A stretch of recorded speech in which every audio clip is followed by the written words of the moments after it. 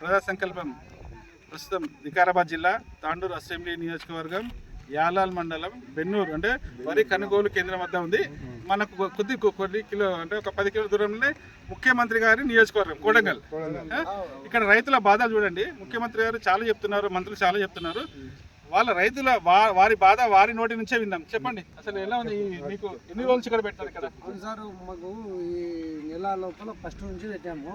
First నుంచి 1 తారీఖు నుంచి అంటే అలా 20 రోజులు అయిపోయింది. అవును సార్, ఎండ పడ్డది కదా, వర్షం పడే ఒక వారం రోజులు వర్షం అంటే ఇప్పుడు మీకు అంటే ఎలాంటి సదుపాయాలు లేవు, ఏం లేవు, ఇంకేమున్నావు అంటే వర్షం నానినా ఏం చేసినా అంతే అంతే. చిన్న చిన్న మొలకలు వెళ్తున్నాయి, ఆమె మొలకలు కొంటలేదు. ఇక మరి ముఖ్యమంత్రి ఏమో అన్ని మొలకలు కూడా కొంటాము అంటున్నారు. కలెక్టర్ జిల్లా కలెక్టర్ వచ్చే అన్ని చేసుకోపో అని.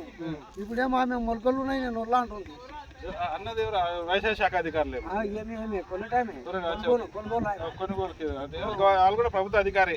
అంటే చూడండి, కలెక్టర్ చెప్పిన, మంత్రులు చెప్పిన, ముఖ్యమంత్రి చెప్పిన, అధికారులు మాత్రం వాళ్ళు ఇష్టం అన్నట్టు ప్రవర్తిస్తారు.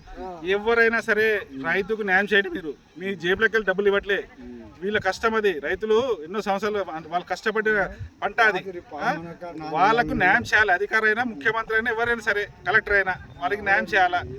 లేదంటే ప్రజా సంకల్పం అన్ని ప్రజా సంకల్పంతో కలిసి పెద్ద ఎత్తున పోవటం చేస్తుంది. తప్పకుండా రైతులకు న్యాయం చేయండి. వాళ్ళకి పథకాలతో ఏముంది, వాళ్ళకి న్యాయం చేయండి. మా కష్టం మాకే సార్. మీ పేరు? ఒకటి సార్, నా పేరు వెంకటప్ప.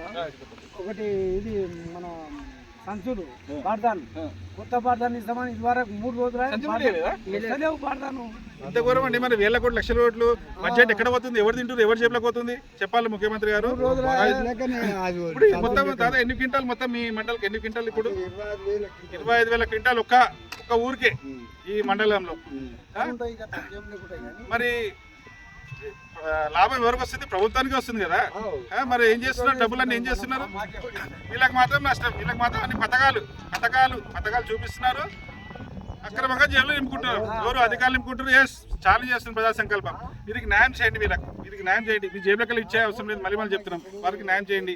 వారు పండించిన పంటకు వాళ్ళు గిట్టుబాటు ధర కావాలి. వాళ్ళకు విత్తనాలు ఈ మధ్య మన జిల్లా ఎస్పీ గారు నకిలీ విత్తనాల గురించి ఒక స్టేట్మెంట్ ఇచ్చారు.